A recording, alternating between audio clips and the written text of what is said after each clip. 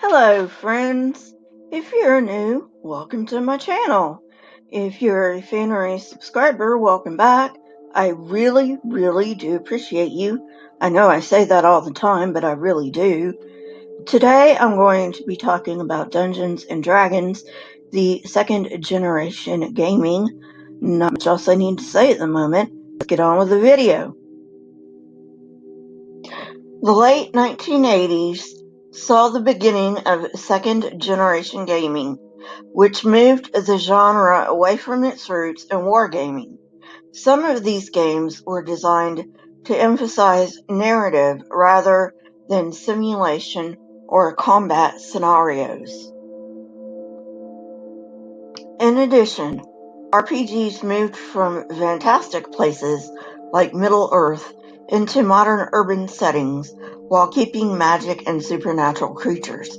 These new fantasy games were designed to compete with D&D, which had cornered the market in medieval fantasy games. However, these new games also appealed to players intellectually because they made the fantastic seem more plausible. They also differed in atmosphere and style. While in D&D, good eventually triumphs over evil, the new RPGs retain the cynicism of the modern world.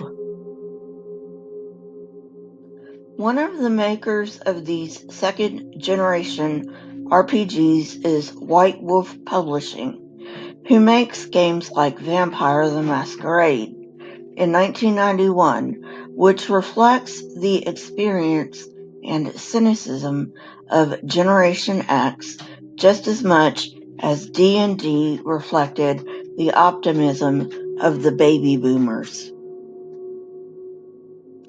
White Wolf also produced World of Darkness, which is important for two reasons. The darker, more realistic nature of this RPG contributed to a new wave of panic in the 1990s, which brought back the fears of the previous 20 years, weaving them into a narrative about juvenile crime. The second reason that World of Darkness is important to this discussion is that D&D only had indirect relationships with occultism, while this RPG tended to attract subcultures that genuinely held magical belief systems. While BAD was defunct by the 1990s and media had lost interest in satanic conspiracies, a new folk devil had arisen, that of the juvenile super predator. DeLulio and Walters, in their book Body Count, Moral Poverty, and How to Win America's War Against Crime and Drugs, define super predator as, quote, radically impulsive, brutally remorseless youngsters, including ever more pre-teenage boys who murder, assault, rape, and it goes on like that. According to this book, American secularization had bred a generation showing unprecedented brutality. Okay, so let's take a little bit of a closer look at this claim. Now this book was written in the 90s. I believe that in America, the 80s was called the deadliest decade for good reason. So probably at that time, they were trying to raise an alarm, only they raised a false alarm, because since the 90s, all around the world, homicide rates have dropped. So now let's talk a little bit about psychology. They claim that these are mainly pre-teenage boys who are murdering and doing all this other crap. But teenagers, let alone preteens, generally are incapable of thinking things through.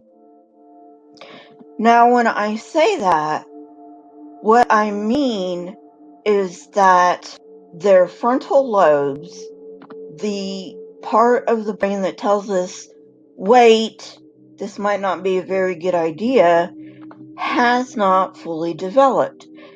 The frontal lobes do not fully develop until we are in our mid-20s. This is also the part of the brain that is responsible for planning.